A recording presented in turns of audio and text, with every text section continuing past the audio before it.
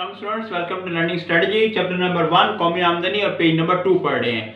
Students, मैं आपको word to word इसलिए पढ़ा रहा हूँ ताकि आपकी प्रॉब्लम जो है वो सॉल्व हो सकें। दूसरे पेज पर पहली लाइन में जो है उसमें डेफिनेशन में ये लफ्ज इस्तेमाल किया गया है सार्फिन का। तो स्टूडेंट, सार्फिन से मुराद वो अफराद होते हैं कि जो अशिया का इस्तेमाल करते हैं, और ये अशिया जो है वो माशी होती हैं। माशी अशिया वो होती हैं कि जो हम बाय करते हैं, खरीदते हैं, चाहे उसके बदले में हम मादी मुआवजा दें या गैर मादी मुआवजा दें, यानी कि हम खिदमत से अंजाम दें। इसके बाद इसी पे थोड़ी सी दो लाइनें छोड़कर जो है वो हम कौमी आमदनी की जो पैमाइश है, ये पहले ही बता चुका हूँ मैं आपको। कौमी आमदनी की पैमाइश हम मालियत से करते हैं। मालियत से मुराद ये है कि ज़र से करते हैं। ज़र को हम कहते हैं रुपए, पैसा, दौलत कहते हैं। ये दौलत के ज़रिए जो है वो हम कौमी आमदनी की पैमाइश करते हैं। उसकी मार्केट वैल्यू देखते हैं कि जो हमने अशिया पैदा की हैं उसकी मार्केट वैल्यू क्या है, उसकी मार्केट में कीमत कितनी है। तो पैमाना, उसकी पैमाइश है, पैदावार की पैमाइश, पैदावार की जो पैमाइश है वो मालियत है। मालियत के ज़रिए हम पैदावार की पैमाइश करते हैं, और इसको हम जब पैदावार में लेकर आते हैं, पैदावार को जब हम मालियत में लेके आएंगे तो आपको मैंने बताया था कि उसको कौमी आमदनी कहेंगे। अगर पैदावार ही रखेंगे तो वो कौमी पैदावार कहलाएगी।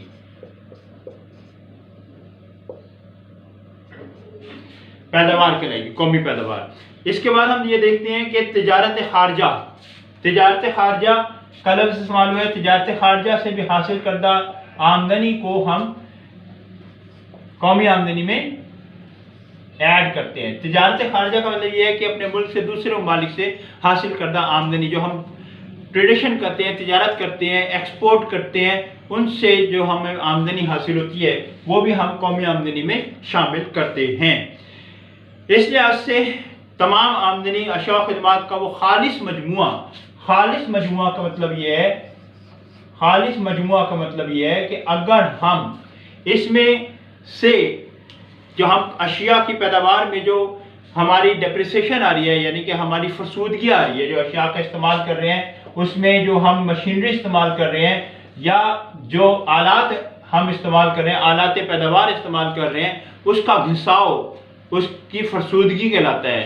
तो जाहिर है जब एक शय की पैदावार में हम मशीनरी का इस्तेमाल कर रहे हैं, चाहे वो सादा मशीनरी है या जो है वो सेंसिटिव है, बहुत ही पेचीदा मशीनें हैं, उनको इस्तेमाल करने से जो है वो उसमें डेप्रिसिएशन आती है, उसमें फरसूदगी आती है, उसमें घिसाव आता है। तो उसकी रिपेयरिंग होती है या उसके बदले में कोई नई मशीनरी जो है वो हम खरीद कर लाते हैं। तो जो एक्सपेंस होते हैं, जो अखराजात होते हैं, उसको हम फरसूदगी अलाउंस कहते हैं या फरसूदगी के अखराजात कहते हैं। तो पैदावार जो होती है, जो आमदनी हमें पैदावार से हासिल हुई है, कौमी पैदावार में से हम अगर फरसूदगी के अखराजात मिन्हा कर दें, निकाल दें, तो वो हमारे पास खालिस जो है वो मजमुआ कौमी आमदनी का जो है वो हमें हासिल हो जाता है। इस तरह से हम ये देखते हैं कि ये हमें खालिस कौमी पैदावार हासिल होती है। फिर हम देखते हैं कि आमलीन पैदाइश का लफ्ज़ इस्तेमाल हुआ है। आमलीन पैदाइश, आमलीन पैदाइश किसी भी चीज को पैदा करने के लिए, आमलीन पैदाइश का लफ्ज़ इस्तेमाल हुआ। आमलीन पैदाइश क्या होता है कि आमलीन पैदाइश किसी भी चीज को, माशी अशिया को पैदा करने के लिए, चाहे वो बहुत ही कीमती हो या गैर कीमती हो, बहुत कम कीमत की हो, उसमें हम ये देखते हैं कि आमलीन पैदाइश इस्तेमाल होते हैं। तमाम के तमाम जो हम पैदावार करते हैं, तमाम के तमाम, उसमें हम आमलीन पैदाइश का इस्तेमाल करते हैं। और आमलीन पैदाइश हमारे पास जो है वो 4 फैक्टर ऑफ प्रोडक्शन है, 4 आमलीन पैदाइश है, जिसमें ज़मीन, नंबर 2 मेहनत, फिर सरमाया और तंजीम। ये 4 आमलीन पैदाइश हम देखते हैं कि जो हम किसी भी चीज़ को प्रोडक्ट करने के लिए इस्तेमाल करते हैं, तो ये आमलीन पैदाइश कहलाते हैं। तो इन आमलीन पैदाइश को इस्तेमाल करते हुए 1 साल के अरसे में जो पैदावार हासिल करते हैं उसे हम काउंट करते हैं किसी भी कौम की पैदावार, कौमी पैदावार के लिए, कौमी आमदनी के लिए, उसकी मालियत की सूरत में। स्टूडेंट्स, के बाद एक और लफ्ज़ इस्तेमाल हुआ है यहाँ पर, वो है इंतकाली अदायगियाँ।